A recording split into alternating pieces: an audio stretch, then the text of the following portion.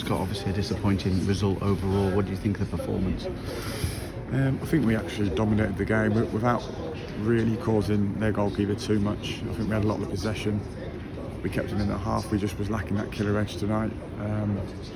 Maybe some of the lads were a little bit tired, I'm not sure. They worked tirelessly at the weekend in the last few games. There was a lot of balls flashing across the box, etc. We just didn't quite have that final edge to kind of get one over the line. I think if we would have scored, I think they were there to get beat a couple tonight. Don't get me wrong, they're a nice football team, they're very well organised, play good football, but at the end of the day we've lost to an absolute freak goal. We've got to dust ourselves down and go again. That's the nature of the game. Yeah, let's talk about that goal as well. It's some distance. Is there a way you think that it could have been closed down initially? You can always say, you know what, I think you guys watching, I think anyone in this stadium, I think if you let a guy shoot from there, you'd back me 9 times out of 10 to save that. I think if he's running close to the box, yes, you've got to press it. I've got no problems with my defenders whatsoever. That is a shot that will not bounce on that little bit of whatever it was. There was a little dip. That wouldn't happen ever again, I don't think, if he tried that over and over again. I've got no blame with anybody. It's just a freak. Just got to laugh about it. 33, I'm still learning new experience of being a goalie. So, yeah, but you know what? We dusted ourselves down and we took the game to them after that. We didn't let it bother us.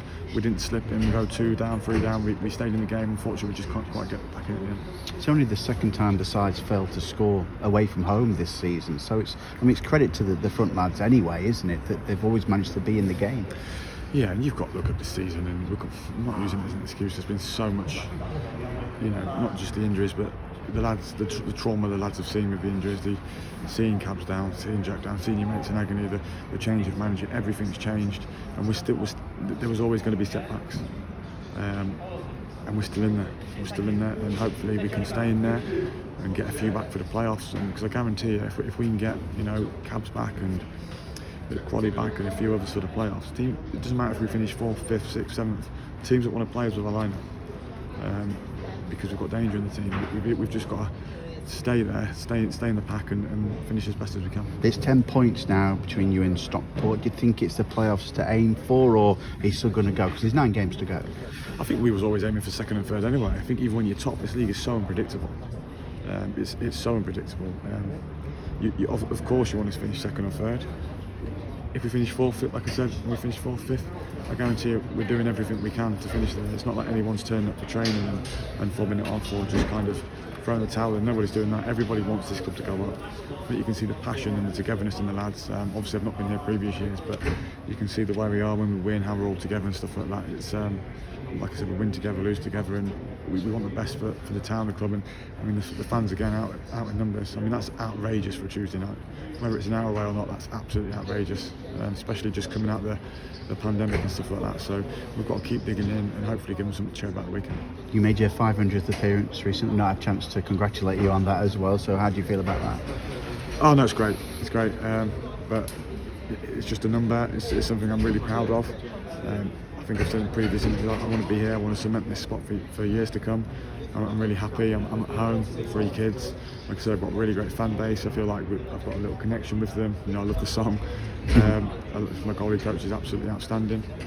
He's not just a coach, he's tough on me, but he's also a good mate as well. So he treats me hard, but I kind of thrive off that, need that.